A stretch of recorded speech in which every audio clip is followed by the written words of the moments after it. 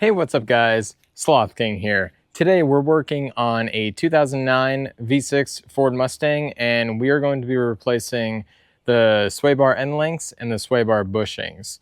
The bushings are pretty worn out, so the sway bar has a lot of play in it, and then the boots on the sway bar end links are torn. So while I'm in there taking everything off to get the bushings replaced, we might as well go ahead and replace the end links as well, since those already have to come off. So I have the car jacked up and put on jack stands, so I need to go ahead and take off the wheels, and let me show you what we're gonna need, and let's jump right into this. All right, I got the wheels off, so let's go over what we're gonna need real quick, and then let's dig right into this.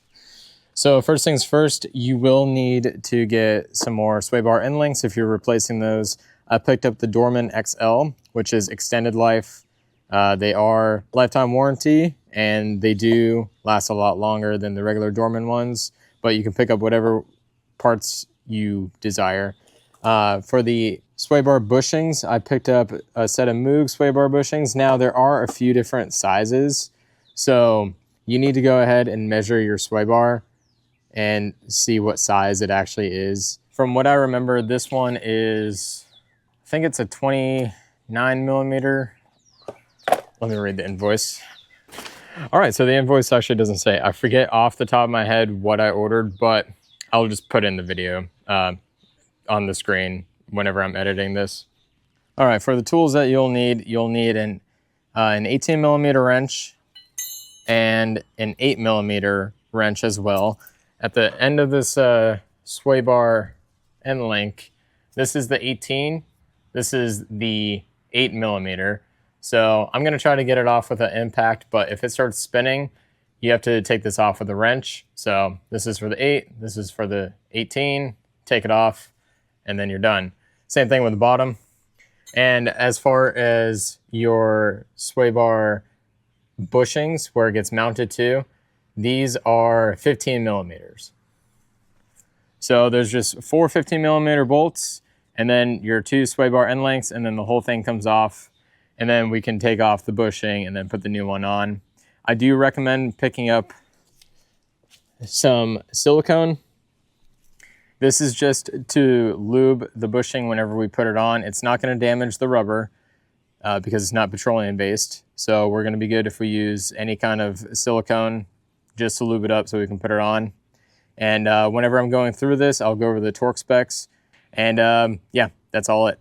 So let's start taking this stuff apart. All right, so I normally don't condone this, but my set of impact sockets do not have an 18 impact rated socket, so I'm gonna have to use a regular chrome one.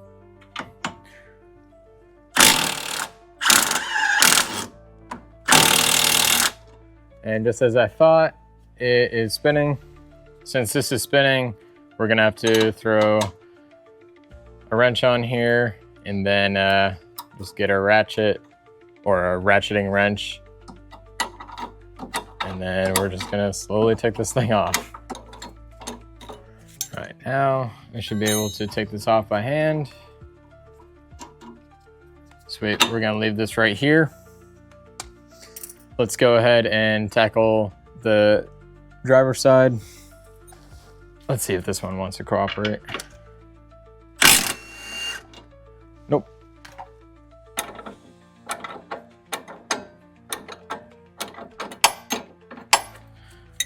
This should be loose enough. There we go.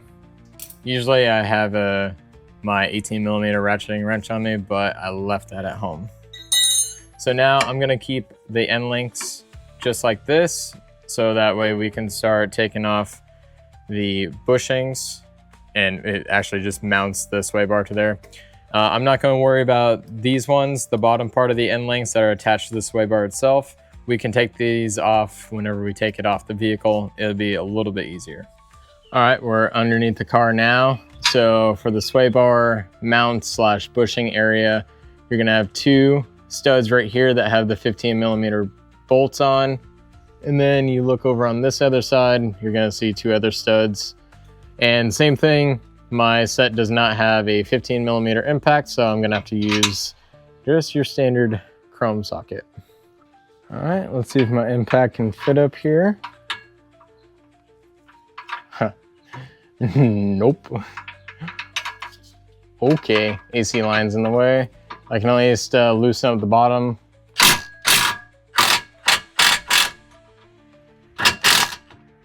All right, bottom is loose on that side. Let me get the other one. All right, and then we're gonna have to do the rest by hand. Oh yeah, just to show the amount of play that this has. I know I just loosened it, but this is what it looked like. She kept hearing a clunk whenever she like went around a corner, and it was just the sway bar moving back and forth. That's how much play it had. All right, that one is free. I'm gonna take off the passenger side one now.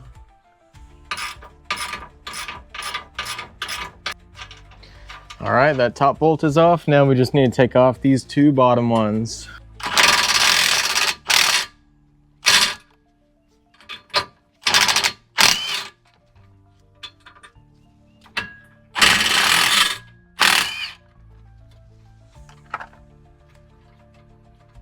Alrighty, now we can go ahead and take the sway bar off of the studs. And now it's just dangling and the end links are holding it on. So let's go ahead and remove those and slowly lower it out. I'm going to leave the camera right here so you can see it come out.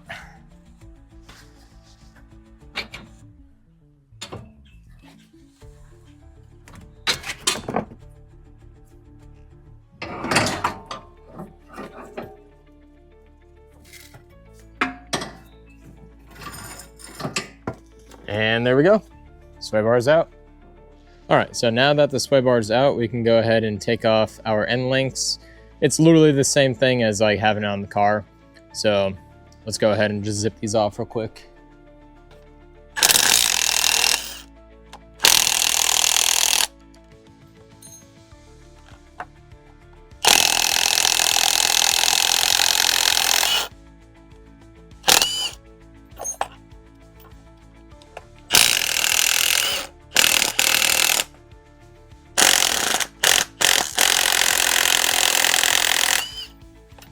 And there's the other one. So yeah, these are pretty loose and the boots are torn. The driver's side was a bit worse actually. This is the driver's side one. Whole boot is completely torn. Bottom one wasn't bad. I mean, it's still loose, but yeah. All right, to take off the bushings, it's not too hard. Take off your mount. And then these will just slide right off. There's some silicone here from when they first got put on. Just gonna slide these out.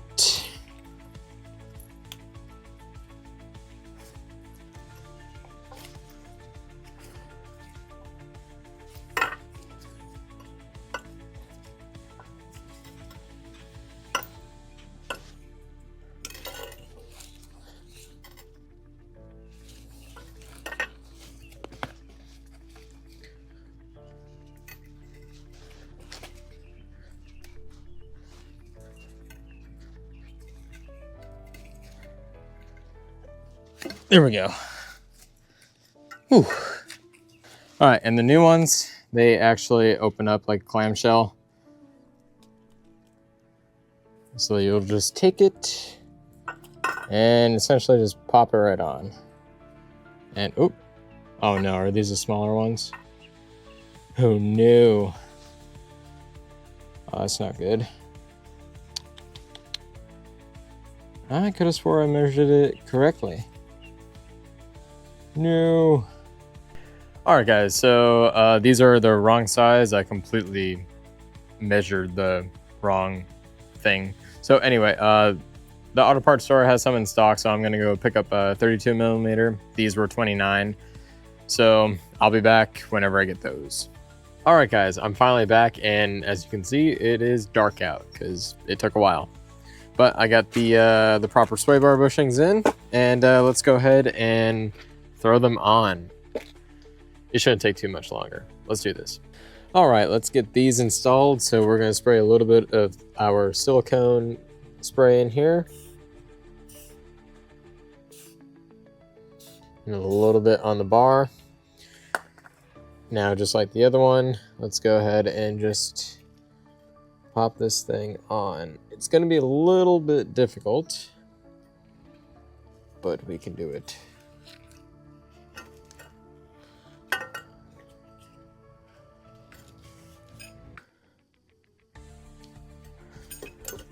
We can probably spray some at the end here.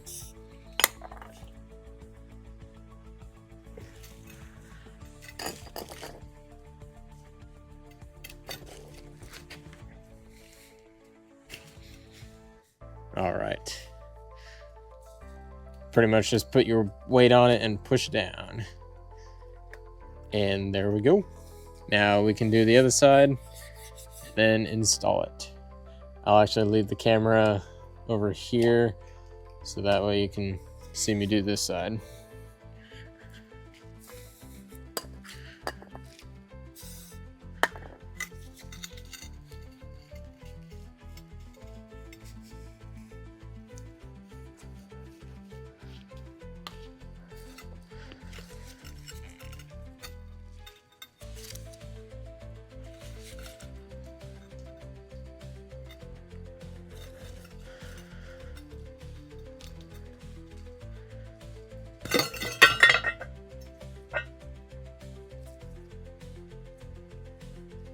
All right, here's a new one.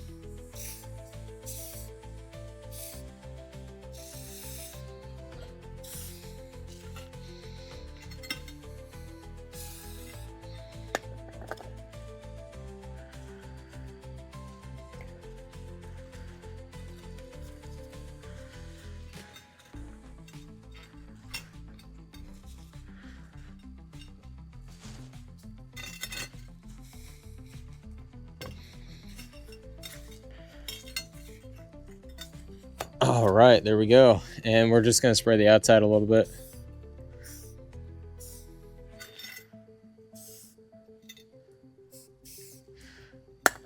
All right, now we can go ahead and put our brackets back on. And then we can start installing it. All right, and just to help us put it on, since we are by ourselves, we're going to just start our new end links here. We can torque them down after they're in the car.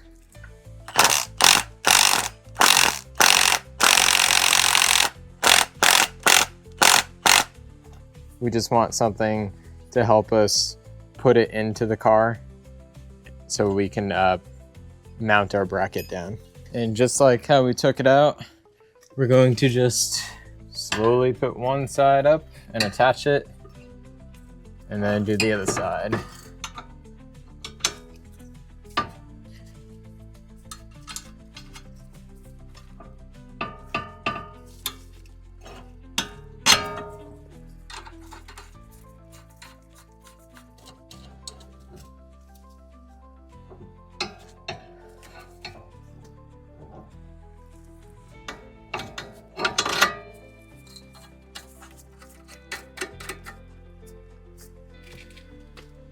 All right, now we can go ahead and put our brackets on, put our full four nuts on, and then torque those down to 52 foot-pounds.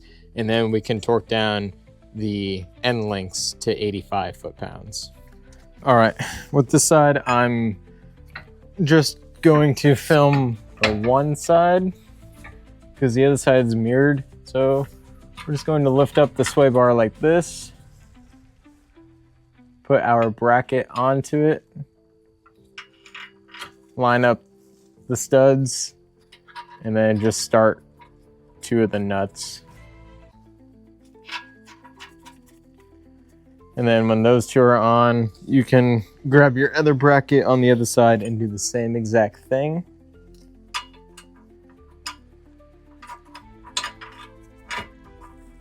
And then we're just gonna snug these down, and then we can torque them to 52.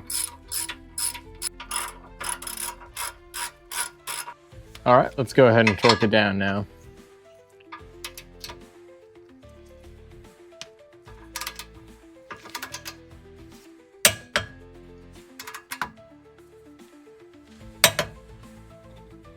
That's 2. Now let's get the other side. There we go. All right, for this one, I'm going to go ahead and snug it down. So there is a slot back here to fit your 18mm wrench.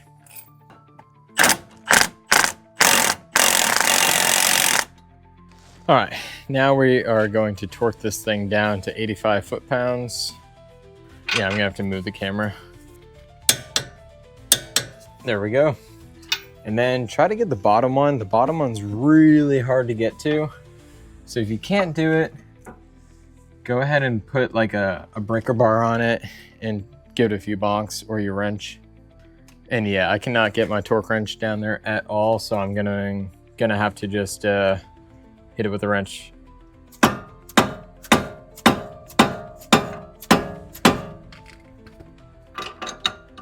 I mean, hit it with a hammer, not a wrench.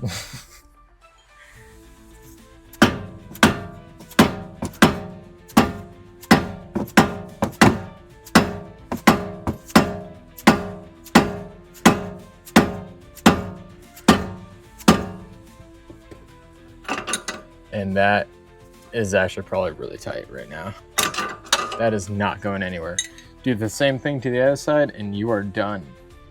All right, guys, I am all done, and it feels so much sturdier. Like, oh, oops. Like, there's just a normal amount of play now. Before it was just like, kush, kush, kush, kush.